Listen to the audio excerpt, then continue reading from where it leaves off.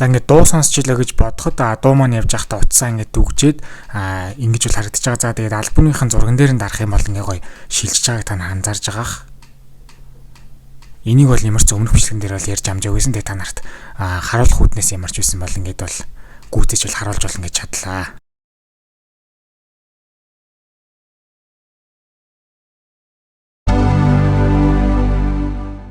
За сайн мэцгаано iOS 26.0-ны апдейт гарсан байна. За энэхүү апдейт нь гарахдаа iOS 26.0 суусан 3 дахь үеийн iPhone SE дээр үйлдвэрлэлийн системийн хэмжээнд 792 GB таагаар бол гарсан байна. За энэхүү апдейт нь 26.0 гарснаас хойш 2-7 хоногийн дараа бол гарсан байгаа. Утсан апдейтээс өмнөх сул цай маань 2392 байсан бол апдейт хийсний дараа 2281 GB болоод ойролцоогоор өмнөхөөс бол 900 MB цай бол илүү бол эзэлдэг болсон байна. Үйлдвэрлэлийн системийн код нь болохоор 23A 355 таагаар ингээ гарсан байна. За iOS 26.0-ыг маань 2 цэгтэй апдейт учраас баг фикс болон мэдээллийн аюулгүй байдлын кодны сайжруулалт бол орсон гэсэн үг. За хэдүүл Apple сайт руу ороод харах юм бол за сүүлд гарсан iPhone 17 Pro Max, ингээ 17 за iPhone Air загварууд дээр Wi-Fi Bluetooth-ний ингээд холболт нь ингээд салах юм асуудал бол байсан юм байна. Тэр нь бол ингээд засагдсан байх нэ.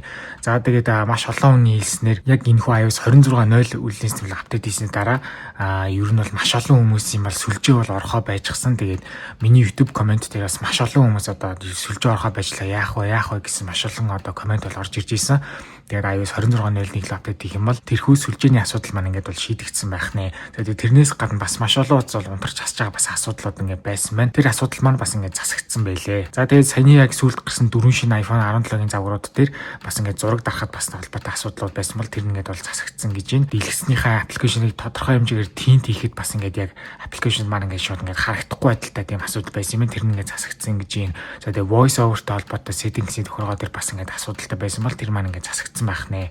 За тэгээд bug fix-с гадна security update буюу мэдээллийн аюулгүй байдал талаас iOS 26.0 дээр юу нэмэгдсэн гэдэг Apple сайтн дээр харах юм бол ерөөсөө font parser гэдэг яг энэхүү хэсэг дээр мэдээллийн аюулгүй байдлын кодны сайжруулалт орсон байна.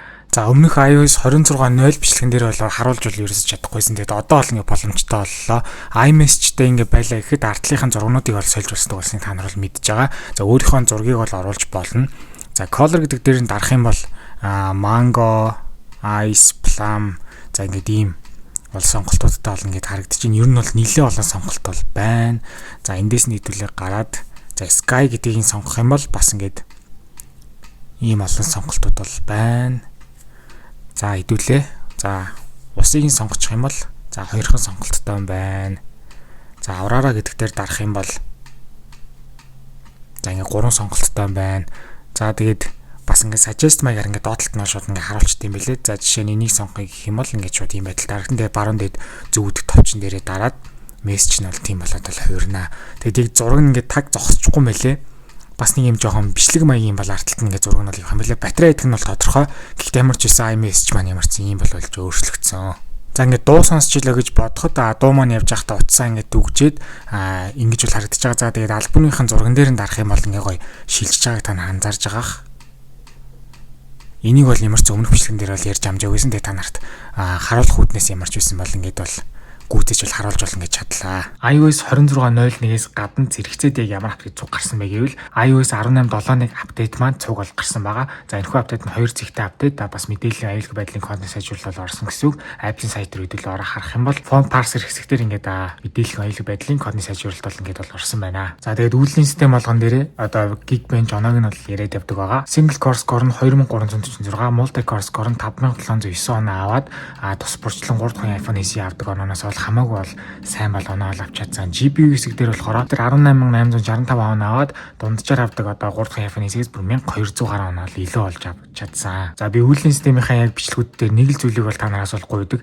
Хэрвээ та нар яг энэхүү iOS 26.01 үйлдвэрлэлийн системийг апдейт хийсэн бол та нарын яг ямар гар утсан дээр ажиллагаа талаасаа болон батарей талаасаа хэр байна вэ гэдэг дээр комент сэхтэр бичиж бол бусдтайгаа бол хуваалцаж агаарай. Намайг үздэг хүмүүстэй зориулж Discord сервер бол нээсэн. Тэгснээрээ та нар хоорондоо юм бичих боломжтой болсон байгаа. Тэгээ би биентэйгээ гоё нээлттэй бол харилцаж агаарай.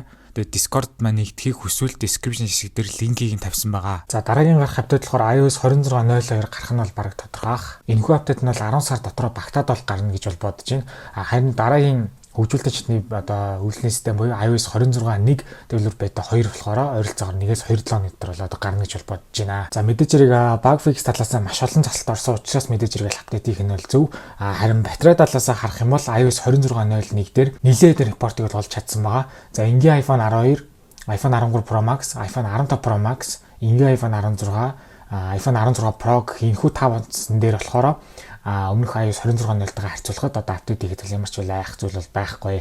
Харин апдейт хийгээд ерөөсөө деми гэдэг дээр бол нэлээд олон iPhone болсон байгаа.